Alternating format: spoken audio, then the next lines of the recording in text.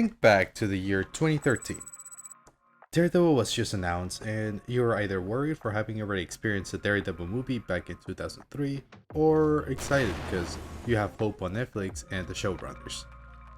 After the hit that the first Avenger movie was in 2012, it was no surprise that Marvel discovered a goldmine, a cinematic universe.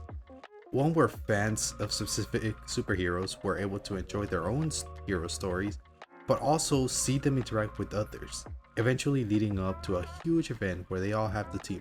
After this, many wondered, will Daredevil and the other Netflix shows be part of this universe? Hey, Future Rowdy here. I know that I said that Daredevil and the others, even though the other shows were not coming out or announced in 2013, but I was lost in thought, so maybe we can just, let it slide. Alright, anyways, continue with the video. More of that later. Right now, I want to dive in more on Daredevil. Created by Drew Goddard and directed by Phil Abraham, Peter Hoare, and a handful of other directors, you could tell that the show was carefully created and worked on.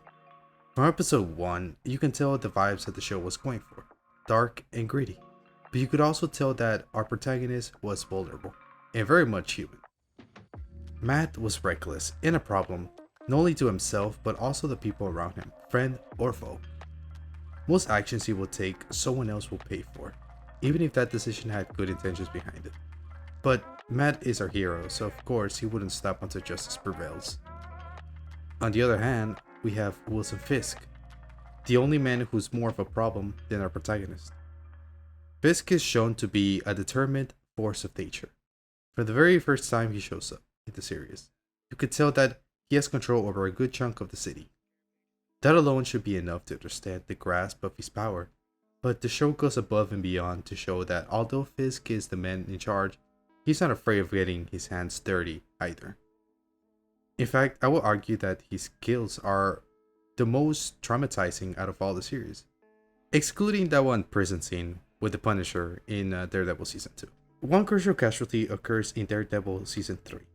We're introduced to Agent Poindexter, a sharpshooter whose skills may be good, but suffers from the mental illness.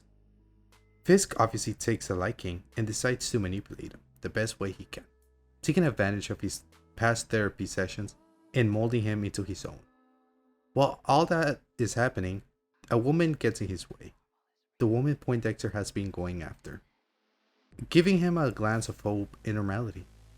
This woman knows nothing of Fisk or what's going on, but on her way home, she's shot through the head in cold blood by Fisk's men. He then tricks Poindexter into believing that she wants nothing to do with him, rid of any sort of hope he's ever had. It may not necessarily be a gruesome death for some, but scenes like this tell us that Wilson Fisk will do anything to accomplish his goals, like ruining someone's life or getting rid of hers, and will feel no remorse whatsoever. The show also tries to make us understand what led him to become this monster. Kingpin's backstory is one of fear and abuse. After being raised by an abusive father, Fisk learned nothing but the power that fear holds on people. But his breaking point occurred after killing his father. Granted, he was protecting his mother, although this started a road full of cruelty and rage. And even though we get a sense of where he came from, the show doesn't expect you to feel pity for him.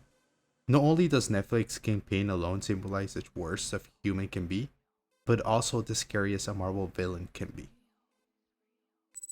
The year 2021 arrives, and Echo, along with a handful of other projects, are announced. The reception is a mixed bag. While some are excited for some titles, others are worried about having too much of a timeline. Add that to the fact that spin-offs of other spin-offs are announced left and right with no end in the foreseeable future. It's not long after that we are told that not only will our blind vigilante be in the show, kinda, but so will Kingpin. Surely we're expected to have a great time coming, right? I can't say that I have many complaints about the introduction to Fisk in the show, but something that others have acknowledged is that while he is brutally beating up an ice cream seller, which isn't off-brand, you can't help but notice just how exhausted he looks at the end of it. Now, I know this sounds extrovert picky, But as someone who's seen this man break another man's spine, It's a little sad to say the least. Nevertheless, seeing some blood is more than we've gotten in recent times, so it's kind of refreshing. Fisk is an overwhelming character, in my opinion. Not the actor per se, but the material given felt dragging. Fisk remains the man of the throne when it comes to control and power, but unlike the Netflix show, most of his power is only ever shown as threats, but never actions.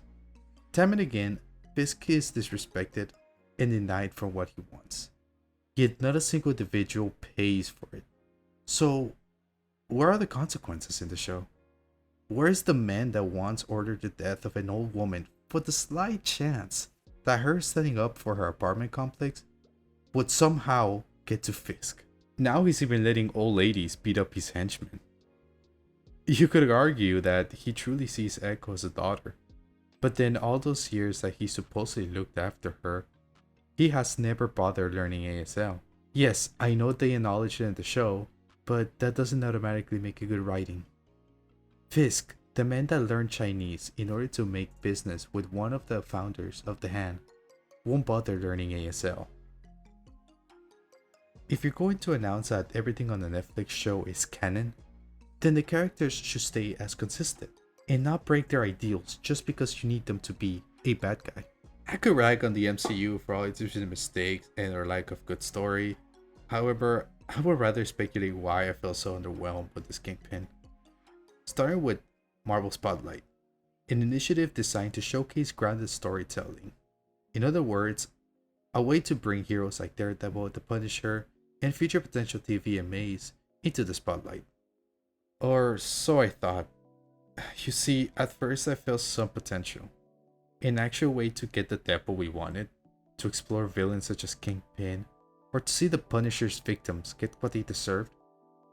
It didn't, however, go as expected. The first 3 episodes felt good, if not alright at best. Then the last couple came out, and oh boy, did Feige lie to us. Having a new studio to try new things without getting Disney in trouble is an ideal move.